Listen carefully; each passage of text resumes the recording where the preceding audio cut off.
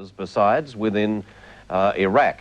That's the job that our next guest is sharing. He's Captain Adrian Harding, one of 2 Australians working with United Nations weapon destruction teams, and he joins us now. Good morning to you. Morning, Steve. You've just come home. That's right. I've just had 218 days overseas, and I'm very happy to be back in Australia. You count them in days, you don't count them in weeks or months. Mm. Now, tell me in lay terms, what does an Army Explosive Ordnance Demolition Officer do? Well, basically, I'm an engineer by trade, but one of the specialities of my training is basically to do with the destruction of chemical weapons and conventional weapons also.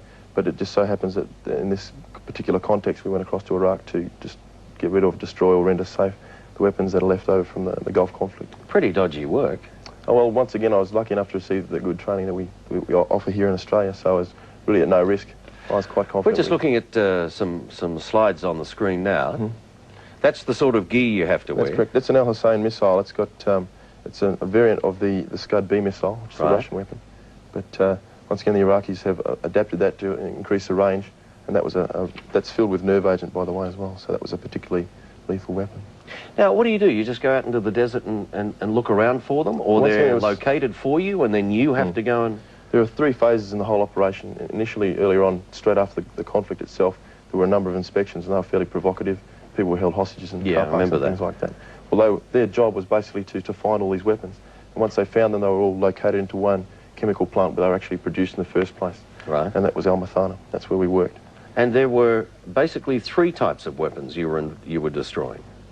Were there not? There were basically projectiles, mustard-filled projectiles, nerve agent-filled 122mm rockets. They were truck-mounted usually. And once again, the Al Hussein missile warheads in particular. There were 2 Australians there. Well, there's another Chief Petty Officer, Dent. He's actually over there at the moment. He's a specialist in photographic analysis. Right. And he's working with the aerial inspection team. And you're working with demolition experts from other countries? From all over the world, yes. What are we looking at here? What's this?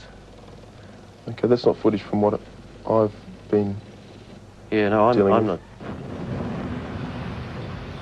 So, when you go out into the field, you go out with special equipment, special gear? Once again, we wear this equipment's been designed to protect us in a hazardous environment. Right. Of course, we rely on masks and chemical suits and overbeats just to basically separate us from that hazardous chemical environment. Yeah. Any close calls?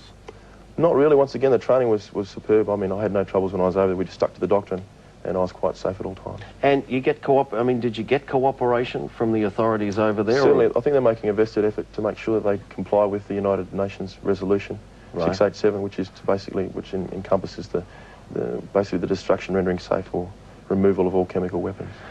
Here are some more of your shots, I hope. That's correct. That's actually some Scud missiles being vented. We used the same process for all the weapons there. We had to gain access to the bulk of the agent, whether it be mustard or nerve. We had to remove as much as possible and destroy it at purpose-built facilities by chemical neutralisation or incineration. Is that mustard? That's a nasty one. Yeah, it is persistent. It's quite persistent. That's the big problem with it. And once again, it's a blister agent, so it has nasty results if you do get exposed. Is there much work left to be done over there? There is a lot left, but I think it should be finished by the end of, or the middle of next year. So and would you go back? I'd go back in a heartbeat. Yeah. Would you? It was great. It was a great experience, it really was. But now you're back to normal back to Army. real life, yes. Yeah. It's been a bit of a coming down, but once again, this is where the real work is to be done once again. And once again, the Army offers me a lot of opportunities back in Australia too, so I'm quite happy to be back in my own lifestyle. Good stuff. Well, job well done. Thanks very much. Thanks for coming in. Cheers. A good ad for the Army, I think. After the break, guitar virtuoso Tommy Emmanuel.